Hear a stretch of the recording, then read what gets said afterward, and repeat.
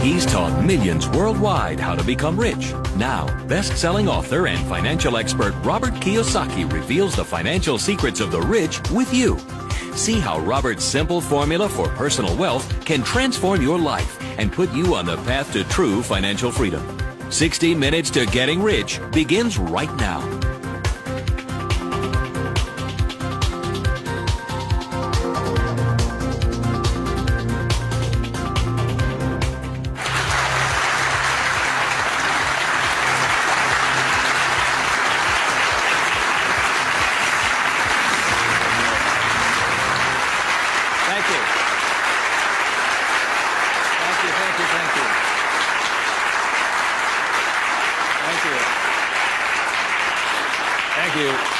Very kind. Thank you very much.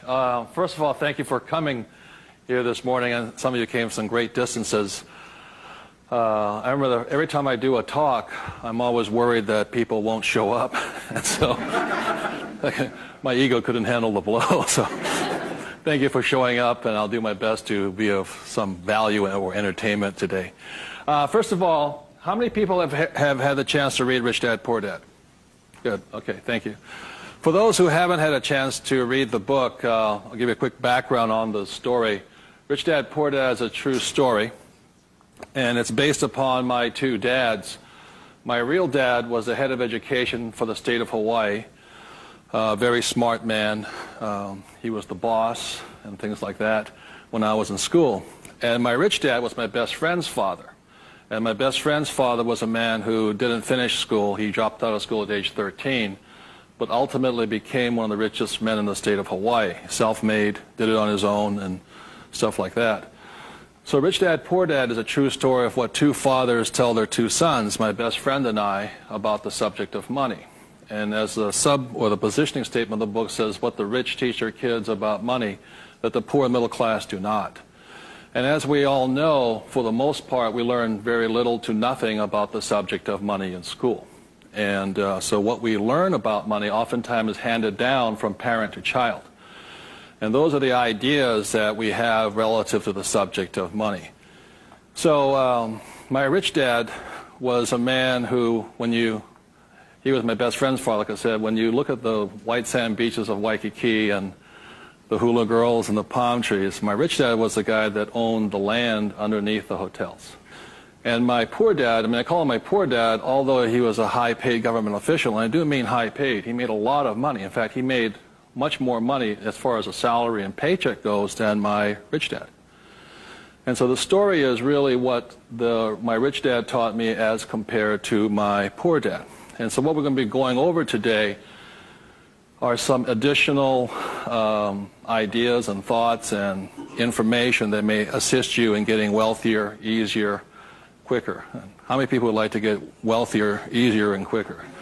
Good. Thank you. So in contrasting them, most of us have heard, like my poor dad, very middle-class man, smart man, but he had middle-class ideas when it came to money and values. And he always said, son, our house is an asset, and it's our largest investment. And my rich dad would say, here I'm 9 years old, I go, okay, I got it, Dad, I got it, right? And then I would go over to my rich dad's house, and I would say, my dad just said our house is an asset and our largest investment. And my rich dad would say, well, that's why your old man's not rich, is because your house is not an asset, and if it's your largest investment, you're in really big trouble. And that's when the contrast that started to hit me. And then my poor dad always said, do you think money grows on trees? And his favorite words were, I'd say, Dad, let's buy this. He goes, I can't afford it. And my rich dad said he forbade his son and I from ever saying the words, I can't afford it. He said, the moment you say you can't afford something, it becomes true. So the power of the spoken word or your thought has the ability to become what you think is real in the world. So if you say, I can't afford something, that becomes your real world or reality. And what my rich dad said instead was, instead of saying I can't afford it, simply say, how can I afford it? Or in school, a lot of times, I'd say, hey, Dad, guess what? I'm going to be a millionaire. He goes, you can't do that. And my rich dad said, never say you can't do something. Ask yourself, how can I do it?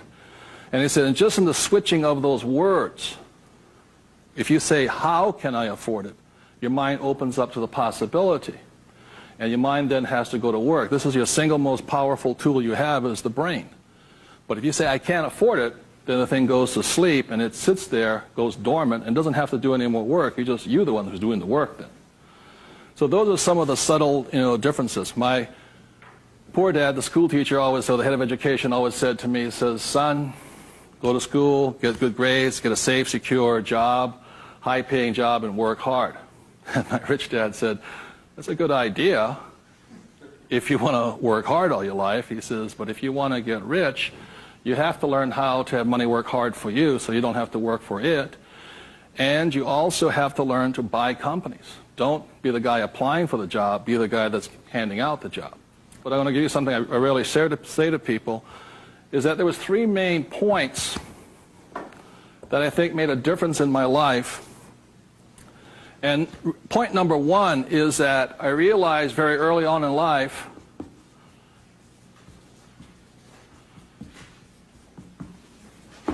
money is a what? Idea. It's whatever you think it is. Now, when people say, well, how can I get more money? I said, well, just first change the way you think. Change your ideas. Now, that's the good news. That's all you have to do. I realize when I talk to people about money, I'm slamming straight into their ideas. And, a lot of times with money, there's several subjects you don't talk about at the dinner table: sex, religion, politics, and money, and whatever. And the reason for that is it's a very volatile subject. Whereas in my family, my poor dad, the school teacher family, was, I'm not interested in money. Money is not that important to me. I began to realize that was my poor dad's idea, was his attitude. Whereas my rich dad always said to me, money is power. Money gives you power. Respect it. Treat it respectfully. So there's all these different ideas about the subject of money. The thing I hear people say is, I'll never be rich. And that becomes a self-fulfilling prophecy, you see. And that's why money, just as an idea, is so, so powerful. And when I talk to people, I oftentimes ask them, I say, what did your parents tell you about the subject of money? Because that becomes real. If you were told, go to school and get a job, see, many of us may not be in the same profession, but we're following the same path. And most people did not come from families that were rich. In America, less than 1 out of 100 people at age 65 becomes rich. In the richest country in the world. 1 out of 100. 4 become wealthy. I think 56% are dependent upon the government or a pension to take care of them. And they start going downhill. So what I had to do, what I'm going to be talking to you about, is I had to watch my ideas, I had to watch what I said, and I had to watch who was giving me the ideas. Okay? Because they're not the same. Like you go to one doctor and they say, eat a low-fat, high-carbohydrate diet. You go to another doctor, they say, eat a high-fat, low-carbohydrate diet. Somewhere you got to make your choice. Number 2, the thing that I learned by having 2 dads with the contrasting points of view, I realized this really early on.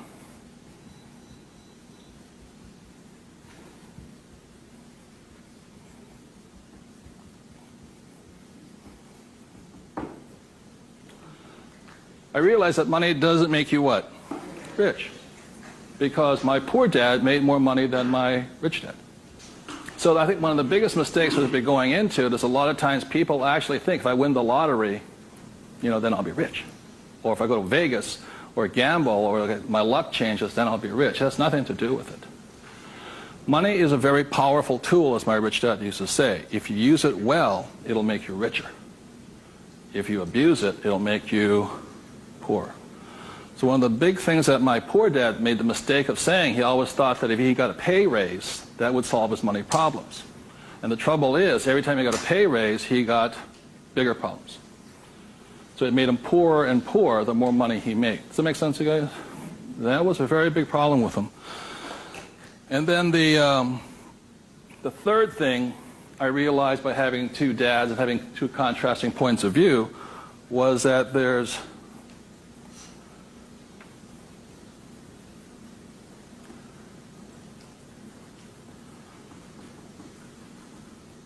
Two kinds of money problems.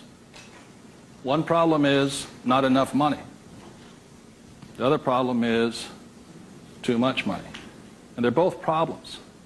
And the thing that I say to people is this, that, like I think most people think they're real special. I'm the only one with money problems. Well, the reality is everybody has money problems. Everybody. Every single person. Every company has money problems. Every country has money problems. Every government has money problems. Everybody has a money problem. What makes you rich or poor or middle class is how you challenge or handle the problem. And what most people do, since, so most of us came from families where the problem was too much or too little. Too little. And that becomes our idea. We think money is scarce, hard to get, work hard for it. Very popular idiom going around today suggesting that the way you get rich is cut up your credit cards. Oh, man. Live below your means. Those are poor people's mentalities.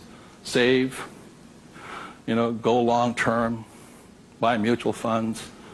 And it's not a rich person's way of thinking. I love my credit cards. They make me happy.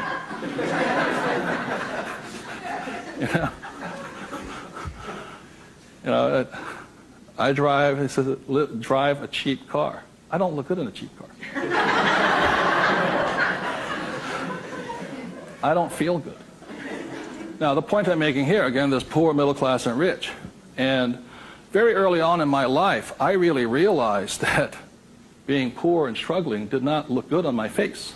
I did not like it.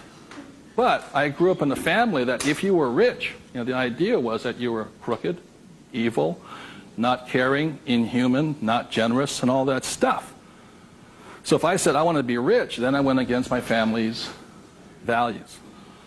It was tough having that. Now, the other thing I saw was that by my rich dad managing his money well and becoming a business owner and an investor, that he got richer and richer and richer. Then he had a different kind of problem. His problem was too much money. And my rich dad said to me when I was about 18 or 19 years old, he said, son, there's two kinds of problems. Not enough or too much. Which one do you want? And at that point,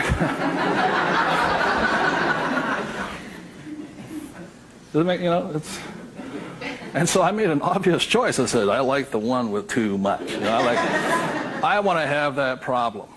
And it's a very big problem.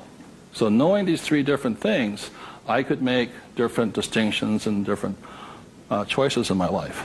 The big point I want to make today is that money comes down to fundamentally a choice. That's all it is.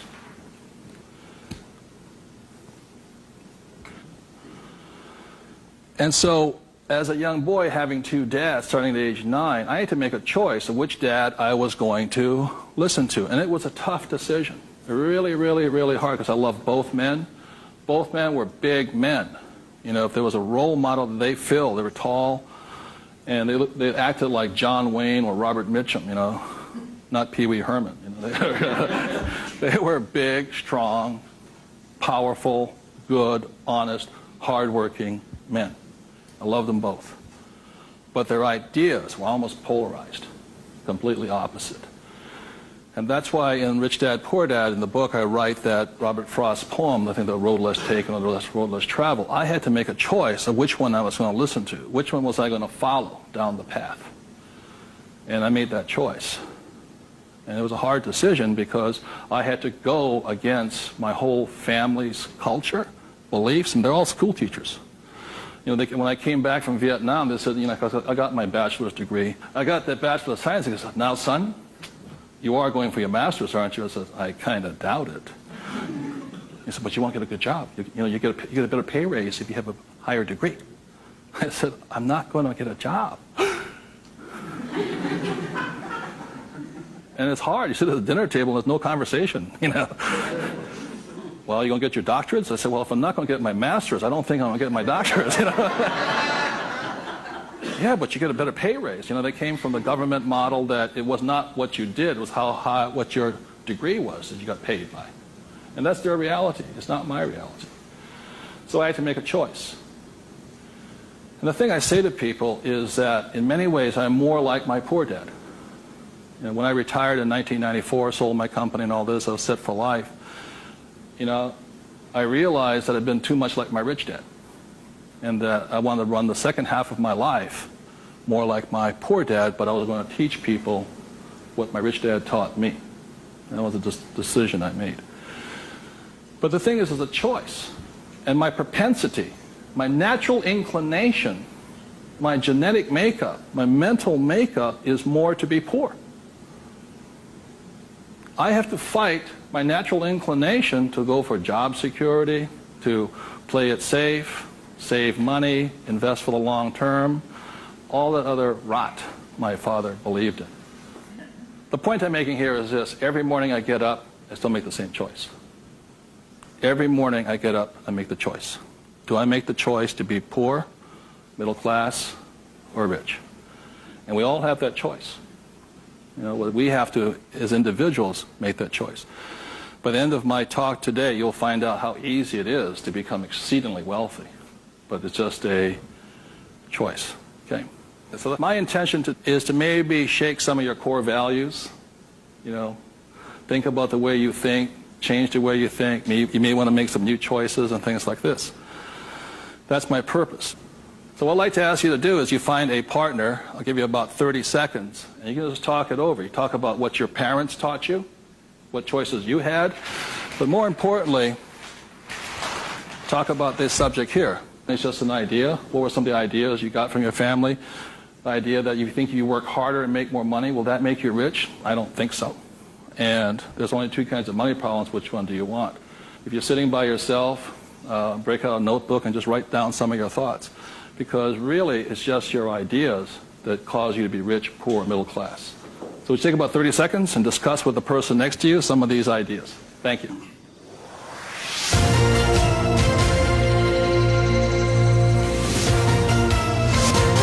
The main point of the book, Rich Dad, Poor Dad, for those who have not read it,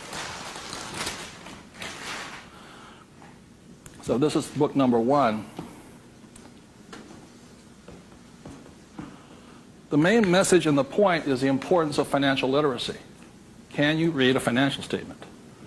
So, again, comparing my rich dad and my poor dad, the school teacher, was very word literate. I mean, he read a novel a week. He read constantly. And he used to say to me, you know, readers are leaders and leaders are readers. I said, good.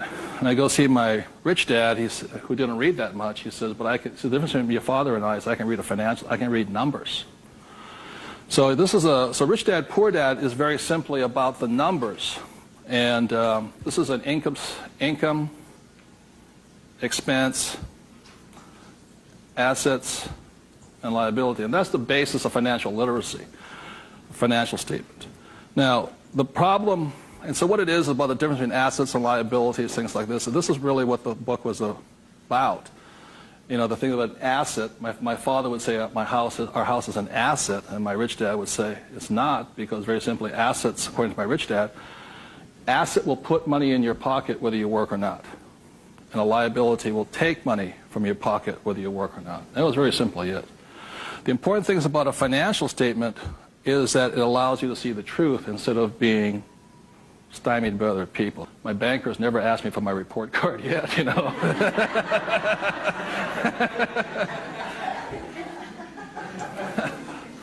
And what your banker asks for is your what? Financials. Because what a banker wants to see is your financial intelligence, not your academic intelligence. And both are important. Academic intelligence is important, you know, forever.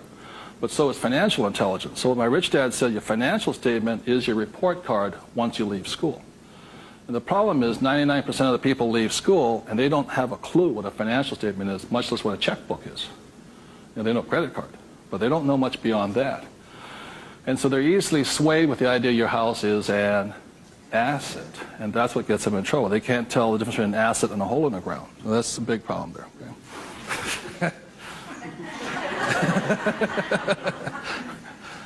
And then book number 2, which is this one here, was the cash flow quadrant. Quadrant means 4. And the quadrant was the 4 people that make up the world of business. E stands for employee, S stands for self-employed, B stands for business owner, and I stands for investor. So my poor dad always said to me, son, go to school and get a job. So he was programming me to come here. But I kept saying, but I want to be rich. And my mother says, yeah, don't listen to your dad, My mother was a nurse. And she says, if you really want to be rich, you should become a doctor. They make a lot of money. So my mother was saying become, specialist, self-employed, or small business owner, independent. You hear people say, if you want to be successful, get a profession. Something you can fall back on. Become a plumber, electrician, attorney, accountant, something you can fall back on. Because these guys are the smart guys. These are the people that become doctors, lawyers, accountants, and they're really the brains of the class. My rich dad said to me, Robert, you make a lousy employee. You can't follow orders. You don't like sitting still. And you're not very smart. I said, right. He says, you'd be very good over here. He says, because these guys aren't that smart. And that's the truth. That's why some of the richest people on earth are over here, because they're not smart. But they know how to surround themselves with smart people. And that's one of the biggest differences. And the other part is the investor. And the investor uses a different mentality, different emotions. The investor wants their money to work for them. And their words are, what's my return on investment? How soon I get my money back? See, most people have the money in a 401k. That's not an investment plan, it's a savings plan. An investor would not do that because it ties that money up too long.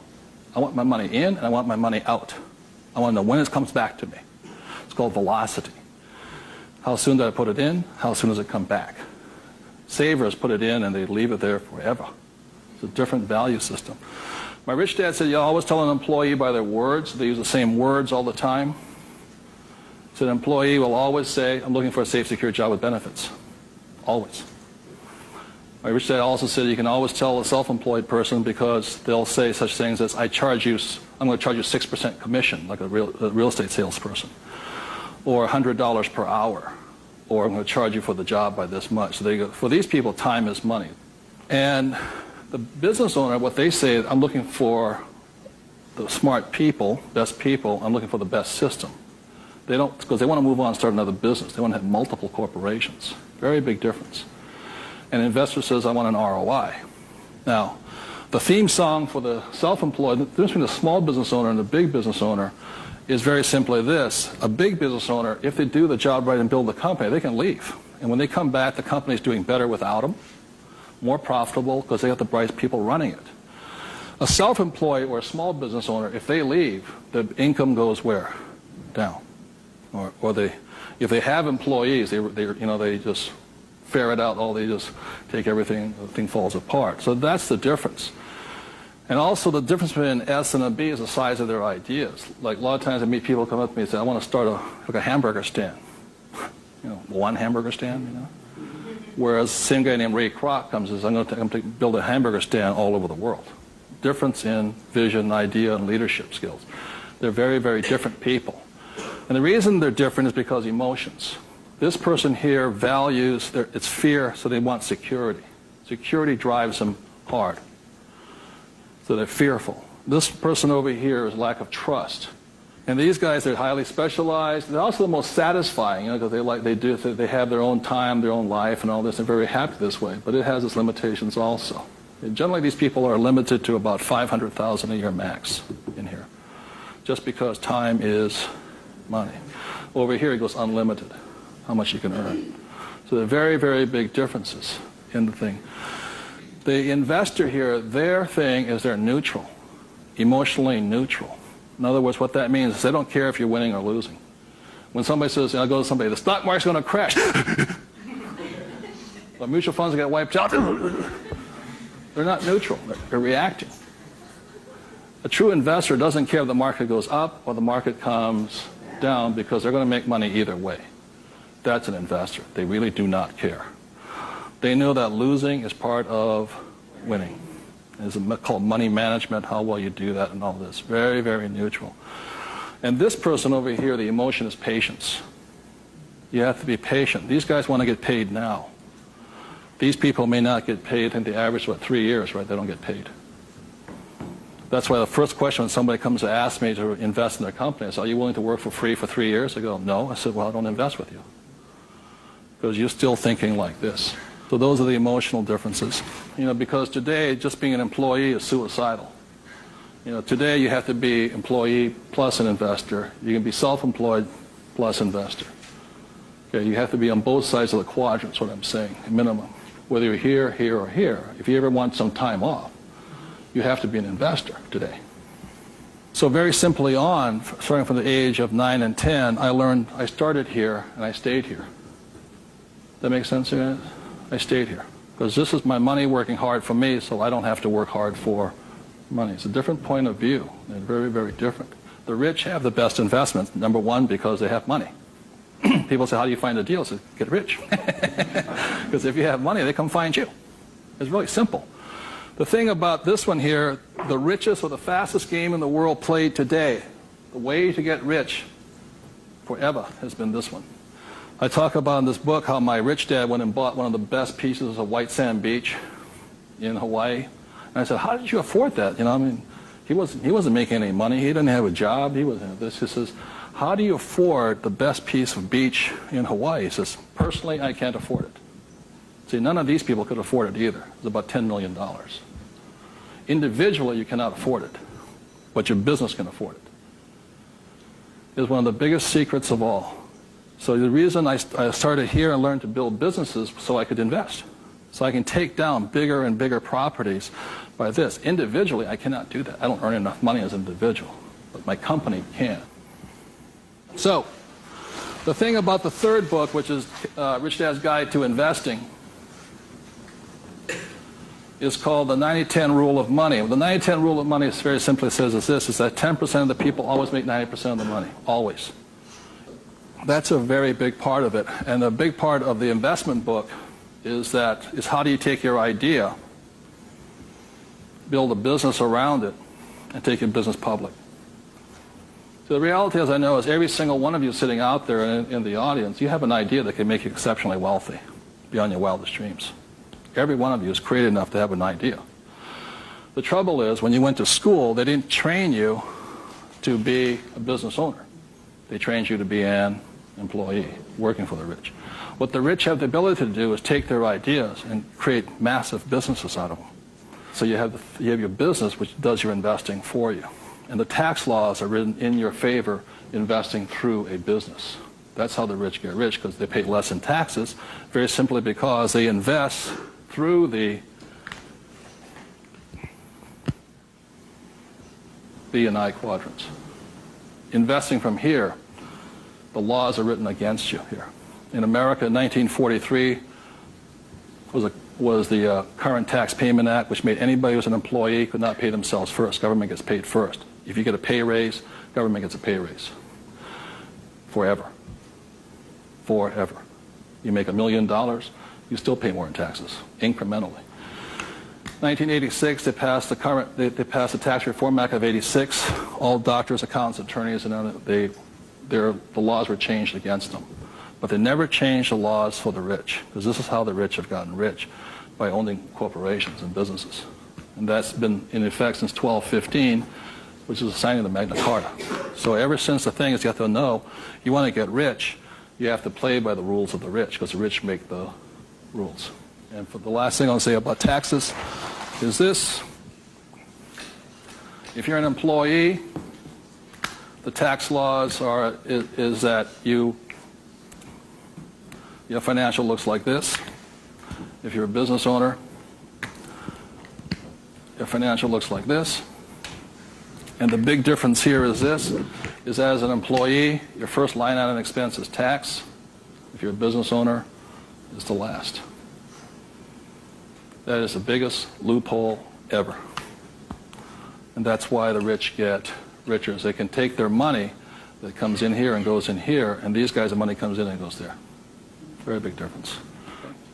So would you take 30 seconds and discuss whatever you have heard so far? Thank you very much.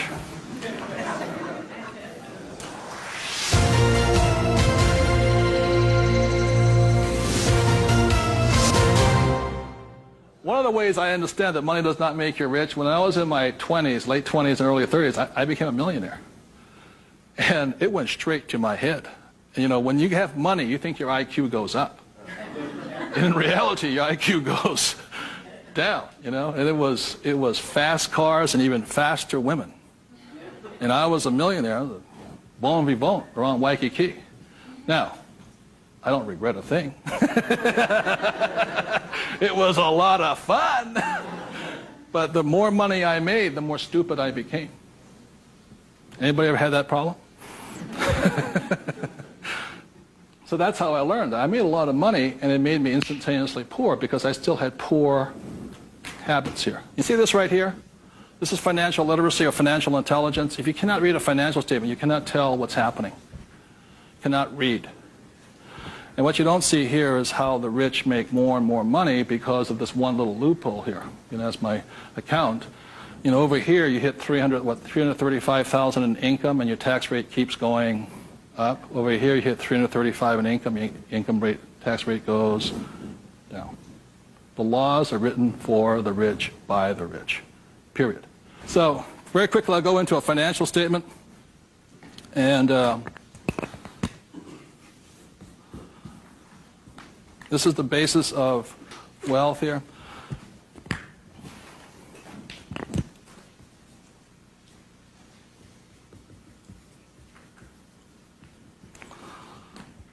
So what happens to most people is they say their house is an asset and all this. My rich dad said your house is not, whether a house is an asset or not, has nothing to do with this thing here. It has to do with the most single important word in business, and that word is called, what's the word? Cash flow. It's cash flow determines it. So very simply, when I was 9 years old, my rich dad said an asset is something that flows money into your pocket, and a liability is something that takes money from your pocket. Just because your banker or your accountant says your house is an asset doesn't mean it's an asset. So when I read a financial, I see something listed here, and then I see whether it lodges up here. Now, if it doesn't lodge up here, then it must be going this way. It's going out the expense with no income. Does that make sense, you guys here? That's a very simple way of looking at it. Now, taking it one step further, this is where the confusion sets in, is very simply because if you buy a house for, let's say, $100,000, and you get an $80,000 mortgage on it, you put $20,000 down, the problem is your house is listed both asset as well as liability, and that's where the confusion starts. It's listed in both sides, and that's the problem. So the thing here is this, and by the way, the word mortgage comes from the French word mortier, which means death. You know, so that means you're engaged until you're dead with the house, and staggering. So let's say you buy this little green house here. Okay. The way you know it's an asset or liability is, let's say I use it as a rental property, and after paying all taxes, you know, taxes, insurance, and expenses, and all this stuff, I make $100 a month. It shows up over here under income of $100 a month.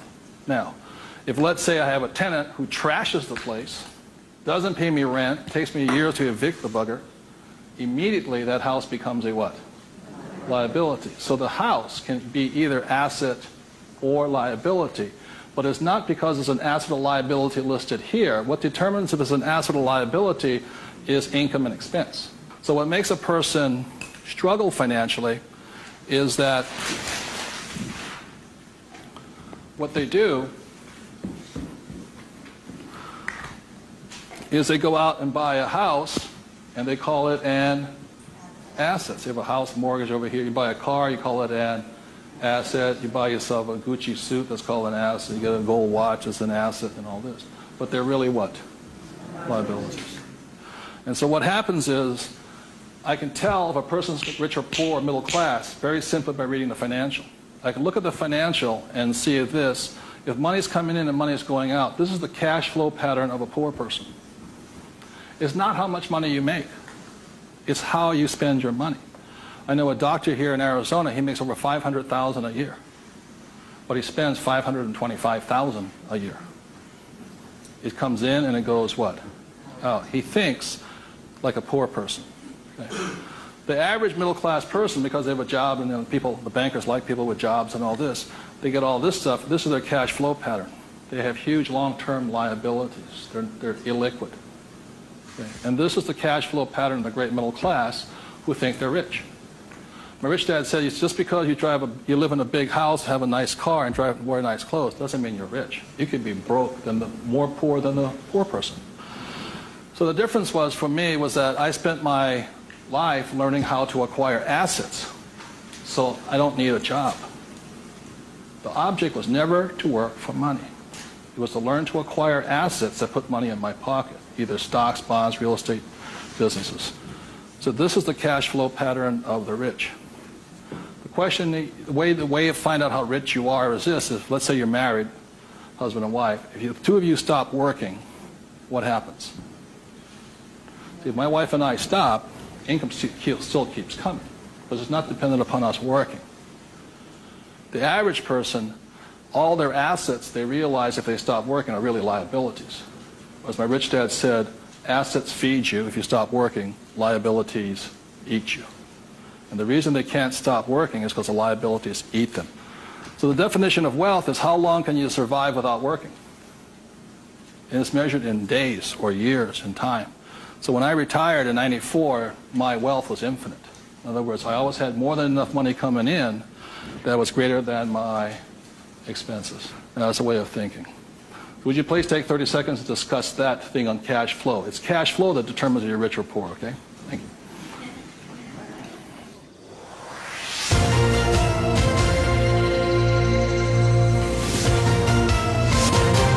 So one of the things I'm going to be clear on this is whether you're an employee, self-employed, business owner, or investor, the most important thing is this asset column here is your business. One thing my rich dad said, you got to mind your own business. You know, when you become an employee, you mind somebody else's business. You're self-employed, you're oftentimes helping somebody else's business. So regardless of where you are, this is your business here. Like I talk about a rich dad, poor dad, you know, somebody says, what profession are you in? What business are you? I'm a banker. So, well, what, you know, that's their profession. It's not their business. This is your business. And your business, you should be an investor. You know, managing your own portfolio, acquiring your own assets, be it business, real estate, or paper, like stocks, bonds, and mutual funds. So what we're taught in school is not to mind our own businesses. We're taught to mind everybody else's business. And that's my message, is mind your own business. That's how you get rich, okay? So moving on, last thing is this. So when a banker says to you your house is an asset, he's not lying to you. He's just not saying whose asset it is. It's his asset, right? So when you go across town, you go to your friendly banker, and you'll see that your mortgage is listed under what? Their asset column. So that's the fact right here. It's a mortgage here. And the way you know it's an asset, and they list it that way. I'm not telling you something, that they list it that way. The way you know it's an asset is because your mortgage puts money in their pocket. And your mortgage takes money from your pocket. You see, it actually goes like this. It's a complete circle. Now, so that's why they're not lying to you. It's just saying, they're not saying whose asset it is, it's theirs. Now, the other part about it is when you save money over here, it's really your asset. Now, if a balance sheet must balance, it has to balance someplace else. You go to the bank, where does it balance? Bank. But is it their asset or their liability? It's their liability. Your savings are their liability. Notice that? Because they have to pay you money for your money. And it's cash flow determines that. Now, if you notice something else too, you get tax incentives to be in what? Debt, and you're taxed for having savings. And that's why I say, how can we tax savings? It's because you're not smart enough yet. The banks know, political action committees, they control, the rules are written by the rich. I'm not saying I love my bankers. I love them dearly. But you have to know the difference between assets and liabilities, and whose rules are you playing by? Poor, middle class, or the rich? Got it?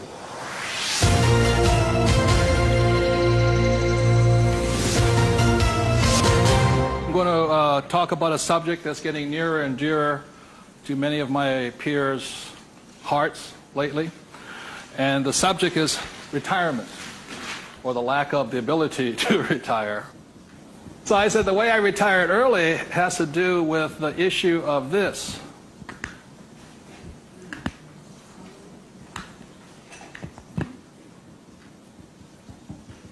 Debt versus what? Equity. The reason I could retire early was because I'm in debt. I borrowed my butt off to retire early. The average person is going to take to 65, 75 as long as possible because they're trying to retire on what? Equity. In other words, they're going to try and use their hard-earned cash to retire, where I would rather use the bank's money to retire. So I am in debt up to my eyeballs. Because the reason is I know some of you out there, because I'm sure some of your parents told you to get out of what? Debt. Well, that's not that intelligent. Because you have to know there's good debt and what? Bad debt. And most people are loaded with what? Bad debt. And if you want to get rich, load up with what? Good debt. And the question I asked those bankers, I said, let me ask you this. How long would it take you to save $1 million? I'll ask you guys, how long would it take you to save $1 million? A couple of years at least, right? Yeah. How long does it take you to borrow $1 million? About 10 minutes. If you have good financials. And that's the difference. And that's the price people pay for not being educated in this world, to think that you have to work hard, save money, and finance your retirement on equity. I'd rather do it on debt. And the way I do it on debt is my banker will always lend me money on a thing called real estate. Always. They will not lend me money to buy stocks, but they will lend, even if it's, bank of what stock, their own stock, they won't lend me $1 million for 30 years at 8%. But I find a commercial building, $1 million, 8%, 30, they'll all day long. The thing that scares me right now is never have so many people in the history of the world bet their retirement on the stock market. And they've bet real money. Am I correct? And trust me, the market will crash. Always has and always will. Now, those taking deep breaths right now, it's because you're not, because that should be good news. Because if it crashes, that's when you get rich. But the people who have been trained to think of playing it safe and all this, they're going to be in terror. Completely different point of view. So the point I'm making here is this. One of the reasons I wanted to get educated, understand cash flow, play the game, was just so I could borrow money faster. When my poor dad always said to get out of debt. Debt was bad. So I just called, I just called my broker down the street here. I said, I need 2.4. He says, come in and sign the paperwork. That was it. 2.4 million, just sign. Now, because I can take that money and make 10 million out of it, the average person will go on vacation with it. Or buy a big house, or buy a boat. It's called fiduciary responsibility. If you can prove you know how to manage your money and you have the good financials, plus you have a couple of million in cash, they'll lend you all the money you want. Because they know my problem is too much money. And the reason I buy real estate is because I get more tax breaks. The real estate is a game of the rich, not paper. It's a really interesting world. So what I'm going to go into is how you can get to the point where you don't, I'm not recommending just go out and borrow today, especially if you have no education. I spent 40 years getting here to the point where I can call my broker up. Before, 10 years ago, I'd call them up and they'd laugh. How much do you want? Well, I took that as a feedback that I had to improve my financials. Does that make sense to you guys here? To the point where they would say yes. So the difference between my poor dad and my rich dad was this. My poor dad always said, get a high-paying what? Job. Big mistake. Because the trouble with a high-paying job is you get taxed. So my rich dad said, so was my poor dad, high-income job. That was the key to success. That's a very middle-class, pedestrian point of view. The rich know this. It's not how much money you make. It's how much money you keep. You've got to keep it. It is not how much you make. It's how much you keep. It's called the income to expense ratio. In other words, how much drops to your bottom line. Does that make sense to you guys here? How much drops? So the minimum is 30%. So you're making $1,000, the minimum that can drop is 30%. If you're not going 30% to the bottom line, in other words, this way, and you don't have to do it, I'm just giving you the ratios that work. If you have $1,000 coming in this way, then 300 needs to hit here somehow. That's the ratio. The average person, you know how much is hitting here? Nothing.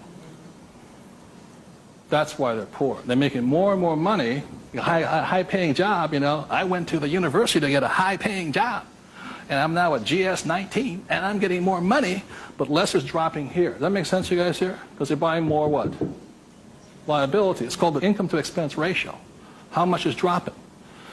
That's what counts. I listened to Sir John Templeton. He said when he first got married, for every 1,000 that came in, 500 hit here. That's what makes the rich rich. It's not how much they make, it's how much they keep. It's a matter of focus. And my poor dad always said, I'm making more money. My rich dad says, I'm keeping more money. Big difference, huge difference in long-term wealth. It's how much is hitting this here. So the thing I have is an exercise that'll prove that anybody can be rich. And when I was a little kid, my rich dad gave me one of these. He gave me 3 of these little things. They're called what? Piggy banks. So if you want to get rich, go out and buy 3 of them. Okay? 3 piggy banks. That's all it takes to train yourself to think to be rich. Now, for every piggy bank, so you have 1 piggy bank, 2 piggy banks, 3 piggy banks. 1 is for saving, 1's for investing, and 1 is for tithing or charity. Very important to give. The decision you make today, I'm talking about choices. You can say, well, that's too simple, you know. But the choice you make is for the rest of my life, or for the next 90 days, whatever you can handle, how much am I going to put in each bank every day? Not once a week, every single day. Because what you're training is your brain to think like and act like and be like a rich person. You're dropping it to the bottom line. So, let's say the most you can handle today, given your horrific financial brilliance, is $1. Good. Now, I don't care the dollar amount, but I do care that you do it. It's like going to the gym and saying, you know, today I look like a sumo wrestler, but tonight I'll look like Arnold Schwarzenegger. It's not possible, you know what I mean? It's not going to happen. So how many people right now could say for the rest of your life, with 3 piggy banks, you'll put $1 a day away per bank? Good, right? And it's not, and everybody can do it. But the problem is, most people won't. And that's the difference. But once it hits your piggy bank, it's yours for the rest of your life. You pass it on for generations. That's what the rich do. The middle class finds some cheap and tacky excuse to break the bank. Am I correct? You know, I got to spend this money. That was my poor dad. Well, if I make more money, I'll get a pay raise next year. The government, you know, be a GS-19. But they kept breaking the bank. Now, it has nothing to do with the dollar amount. It has to do with the habit, the way of thinking, that this is more important to me than eating. It's more important than my kids' clothes. More important than everything else is this. This is first. So start with $1. Everybody can do that. All it is 0 to go to 10. Now, at this point, people say, well, that's not that tough. Try $10 a day. Then you see some heartbeats. At that point, you're now at the boundary of what's possible for you. It's only a 0 added on to it. And you want to spend it. Now, if this becomes easy at $10, then just up it to, and you'll find your heart rate going up. So when people say, well, this is a simple exercise, I'm beyond it, then try going to, it is not the dollar amount. I mean, it's not the things, it's the habit. And you know you're a stud.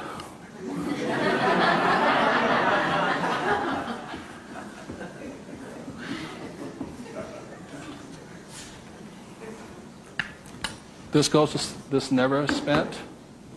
This is what your mad money is. You buy your properties and stocks and bonds, mutual funds with. You can afford to lose this if necessary, but you never lose this one.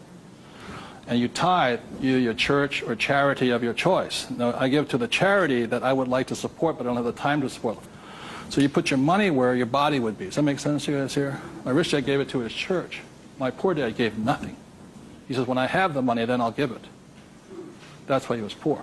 The next point here is that my rich dad always believed in job security. My poor dad, job security. And my rich dad believed in financial security.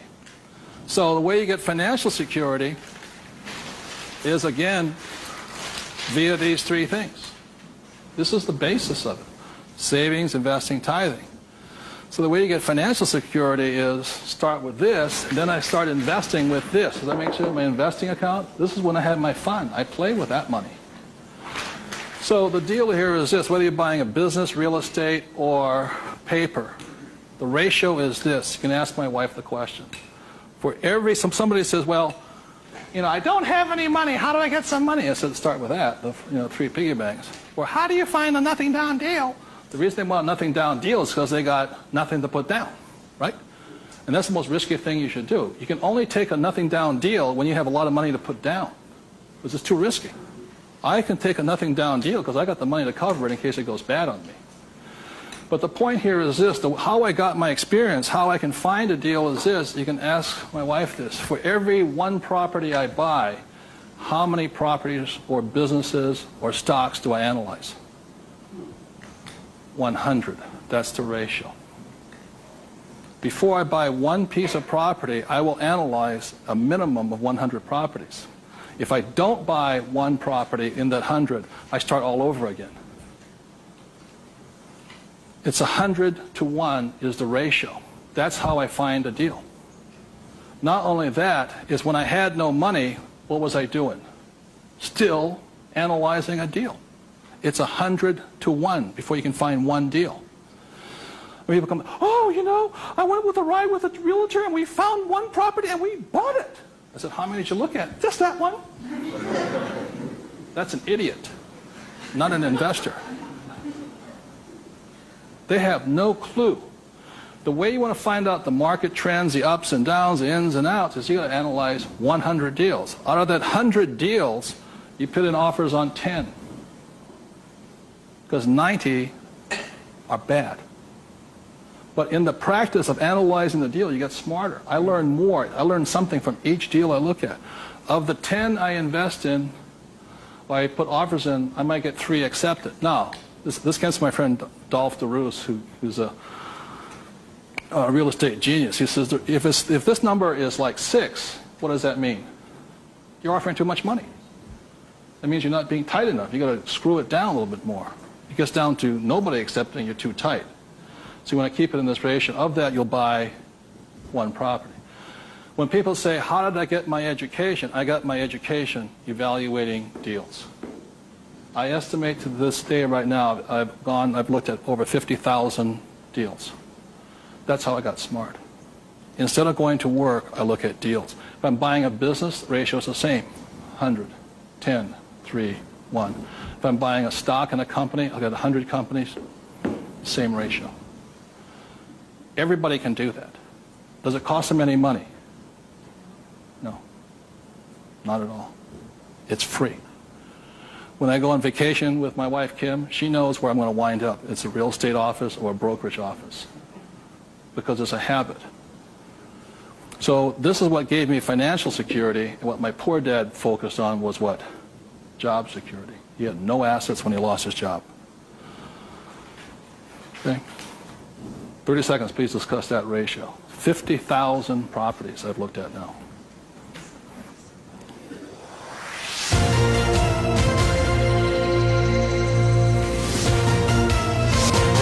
I'll do one last thing that, in my experience, keeps most people poor or struggling financially. So you remember the 3 piggy banks? That gives you the money. Doing this, 100 deals. The reason I don't have a job is because it would interfere with me looking at deals. I don't want to do that. I'm looking at a deal constantly. That's the people that work with me constantly. That's all I'm doing is tracking down deals. It's a waste of time to work. I don't get rich. So that's the thing. The second part is most people don't have the time to spend the time to get rich. They're too busy working for the money. And the third part is most people say it's risky or it's fearful or they chicken out. You know, they see a deal. Even if they see it, they back out. And I've seen so many people do it. And the reason for that is because if this is an iceberg, okay, most people, they say, I'm going to get the 3 piggy banks, I'm going to look at 100 deals, but it comes time to put the money, we call it go hard on the dollar. Got to go hard. If this is your conscious mind, let's say, this is your what? Subconscious. Money, sex, politics, religion. This thing takes over. I have seen people go, I might lose money, when the stock market crashes, and what if this is bad, and I'm going to call my accountant, my attorney. This talks. I see him walk away from it. Well, I'll think about it. It doesn't cost you anything to buy a piece of property. Nothing. It costs nothing. It's called you put an option down on it. I sit there and say, well, you got $1 million? I said, here's a $20,000 check. Don't cash it for a week. I'll see you. I option it. Same as in the stock market. Option. I don't use the thing. It doesn't cost you any money to buy a piece of property. But people will talk themselves out of it. Instead of interacting, these guys are reacting. And it's really tough here in Arizona, or you don't know what it's like to be in New York. I'm going, it doesn't make any difference, because the problem is between your ears. Because the fears come up, they start talking. You can't talk to these people at that moment. They're like, and the reason is because of the magic word. What is it? Fear. And what happens to the average person, fear stands for false evidence appearing real. And what I mean by false evidence is that if this starts talking, they'll start gathering the evidence to make sure that it's real. Well, you know that most businesses fail. Let me show you the facts, and let me show you the stats. See, they're looking for all that false evidence.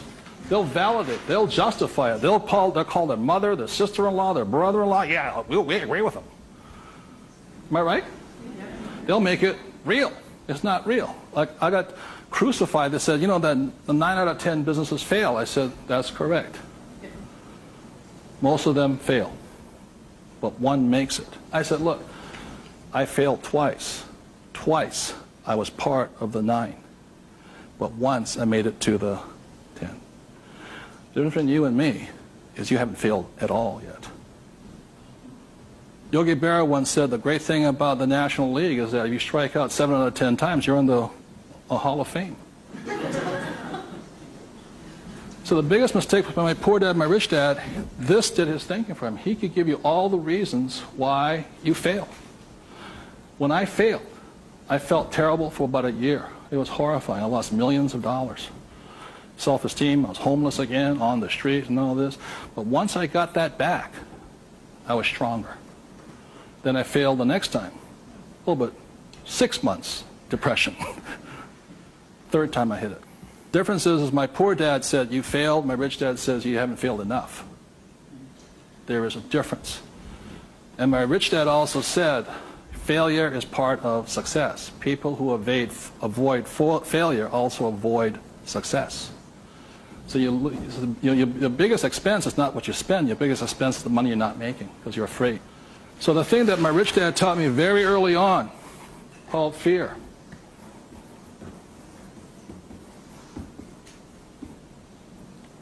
Fail early and fail responsibly. Look, if you know you're going to fail, do it now. Don't wait. Because each time you make a mistake, you get smarter if you do it responsibly. So the thing that I do is when I fail, I go, like I said to my investors a couple of 4 years ago, I said, I need to raise $3 million. The chances are we're going to fail.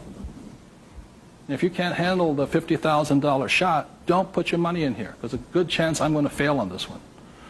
So people left the room, and I got more money because I was forthright with them. I said, if I lose it, I'll tell you I lost it, and I'll tell you the next deal. But failure is part of the process. So the thing that I say to people is fail early, correct, but fail small. The first deal my wife and I did when we got back into real estate was a $45,000 deal, $6,000 down. If we failed, we would have got smarter than somebody who didn't fail at all. But we didn't. So we pushed the boundary, going bigger and bigger, hoping to fail. Well, everybody's avoiding failure. I'm hoping to fail because I'm going to get smarter. I open my mind up. I ask people for their advice. I synthesize the data and make my own decision. But I live and die. If I make a mistake, I own this. I apologize. I blew it. I made a mistake. This is what I learned. Continue on. So I want to thank you all for being here. The thing I want to leave you most with is that every morning, as a 9-year-old boy, I thought, who was going to listen to? It was a choice, rich dad or poor dad. Every morning I get up and I still make that choice. Who am I going to listen to? And I hope you make your choices for yourself. Thank you very much.